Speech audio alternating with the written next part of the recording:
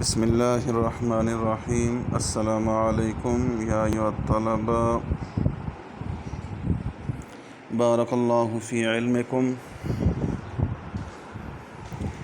مرحبا بکم فی هذه الدراسة۔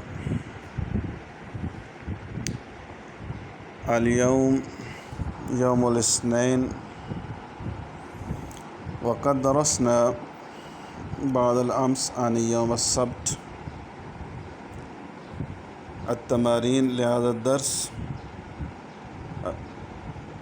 إلى السؤال الخامس، واليوم نشرع السؤال الخامس. حول ما يأتي من المذکر إلى المؤنث. حول آپ پھیریں ما یاتی جو آگے آ رہے ہیں من المذکر مذکر میں سے الی المؤنث مؤنث کی طرف۔ حول یہ فعل امر ہے، اس کا مصدر تحویل ہے باب تفعیل سے، تو حول یحول تحویل، اس طرح اس کی گردان چلتی ہے۔ فعل امر اس سے بنے گا حول، تو پھیر۔ اچھا، ابلیغ کے بعد حولی یہ مؤنث کے لیے ہوتا ہے۔ جتنے بھی کوشچن ہیں سخخ سخخی، املا املئی، املئی مؤنث عورت کے لیے ہے اور مذکر کے لیے املا۔ حول ما یاتی من المذکر الی المؤنث، مذکر سے مؤنث کی طرف پھیریں۔ ایسے اسماء یا ایسے اسماء صفت، اسماء صفت اس لیے کہتے ہیں چونکہ وہ بندے کی کوئی نہ کوئی صفت یعنی انسان کی بیان کر رہے ہوتے ہیں، تو ان اسماء سے اگر مؤنث بنانی ہو تو اس کا آسان طریقہ کار یہی ہوتا ہے کہ اس کے آخر میں گول تا لگا دیتے ہیں۔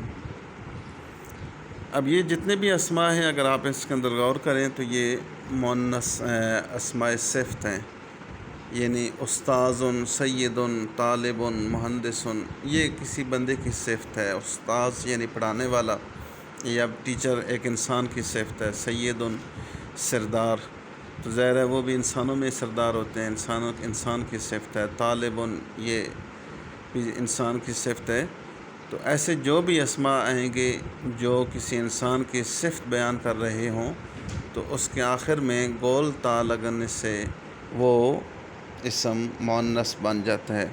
یہ قاعدہ یعنی اس سے ہٹ کر یہ بھی آپ کہہ سکتے ہیں کہ جو اسماء غیر عاقل کے لیے ہیں ان سے بھی ہو سکتا ہے، یہ ضروری نہیں کہ صرف اس کے لیے۔ جیسے بہت ساری مثالیں موجود ہیں، مصرف ہے، بینک، کرسی ہے، مذکر ہے، اس کی کرسیتن، یا اس قسم کی مثالیں یعنی آپ دے سکتے ہیں۔ لیکن کوئی بھی مثال دینے سے کا مطلب یہ ہے کہ جو اس میں صفت نہیں ہے اس میں کچھ اور قواعد بھی لگ سکتے ہیں، جیسے مصرف یا بینک یہ انسان کی صفت نہیں ہے، اس کی جمع مصارف۔ مسجد ہے، اس کی جمع مساجد۔ تو ان کی مؤنث اگر بنائیں تو اس کی مؤنث یا تو ہوگی نہیں، اگر ہوگی بھی تو اس کے آخر میں گول تا نہیں لگ سکتی۔ تو یہاں پہ ہم نے مذکر سے مؤنث بنانا ہے، تو مؤنث بنانے کا آسان کلیہ یہی ہے کہ اس کے آخر میں تائے تانیث یعنی گول تا یا تائے مدورہ جس کو کہتے ہیں وہ لگا دینے سے مؤنث بن جاتا ہے۔ استاذ استاذۃ، سید سیدۃ، طالب طالبۃ، مہندس مہندسۃ، تلمیذ تلمیذۃ، رئیس رئیسۃ، موظف موظف موظفۃ۔ ٹیچر استاذ استاذۃ پڑھانے والی ٹیچر مؤنث، سید سردار سیدۃ، طالب طالب علم طالبۃ، مہندس انجینئر مہندسۃ، تلمیذ تلمیذۃ شاگرد، رئیس سربراہ رئیسۃ، موظف ملازم موظفۃ۔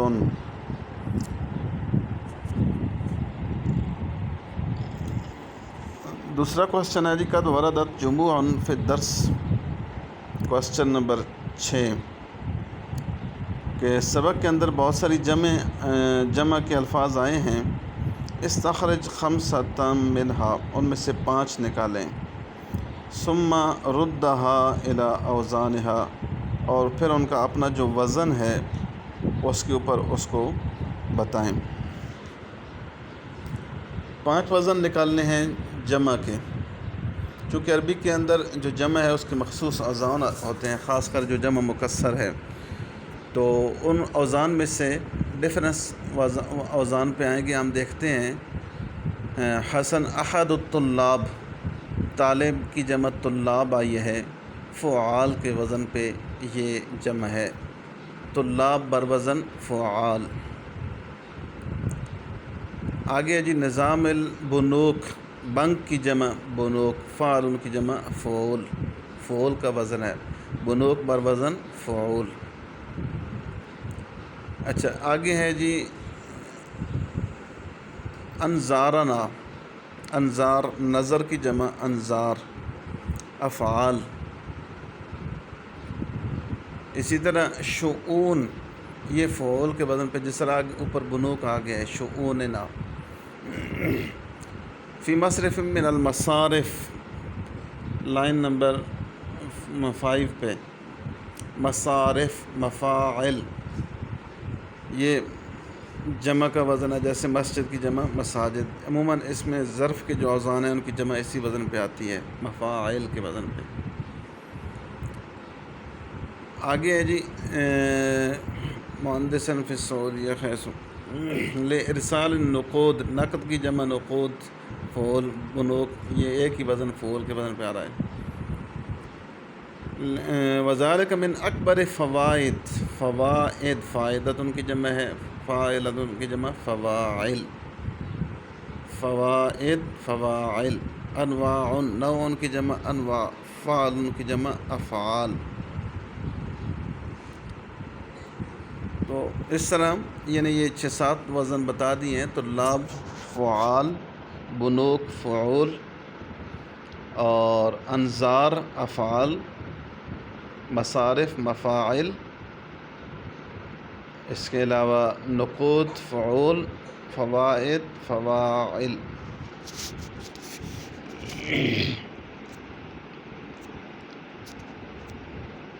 کوسچن نمبر 7 ہے جی ترجم الی العربی ما یاتی من الجمل، ترجمہ کریں عربی میں جو آگے اردو آ رہی ہے اس کی، اردو کے جملے ہیں ان کے عربی میں ٹرانسلیشن کریں. آپ نے اہم موضوع کی طرف ہماری توجہ دلائی.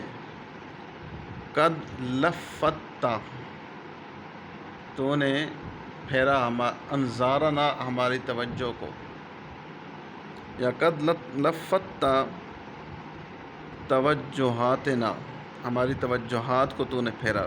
قد لفت انظارنا، تو نے ہماری توجہ کو پھیرا یا دلائی ہماری توجہ الی موضوع مہم جدا، ایک ایسے اہم موضوع کی طرف جو انتہائی اہم ہے. قد لفت انظارنا الی موضوع مہم، میں نے حبیب بینک میں حساب کھلوایا ہے. فتحت، قد فتحت، میں نے کھلوایا ہے. الحساب، اکاؤنٹ.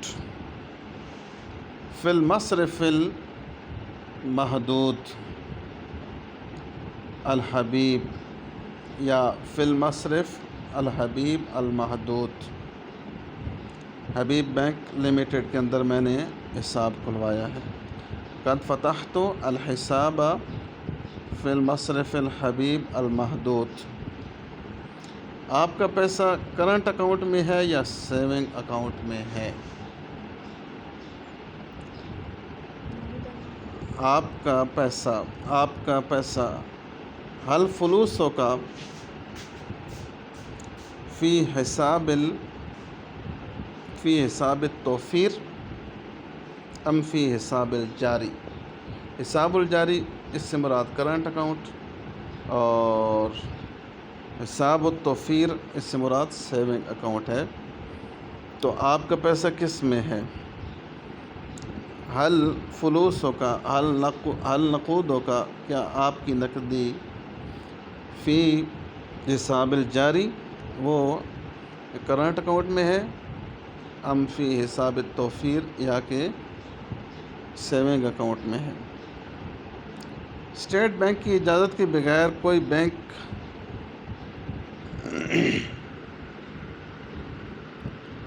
ہارڈ کرنسی کا لین دین نہیں کر سکتا۔ ہارڈ کرنسی سے مراد فارن کرنسی، یعنی اسٹیٹ بینک کی اجازت کے بغیر کوئی بینک ہارڈ کرنسی کا لین دین نہیں کر سکتا۔ لا يمكن لأي مصرف من مصارف الدولة أن يتعامل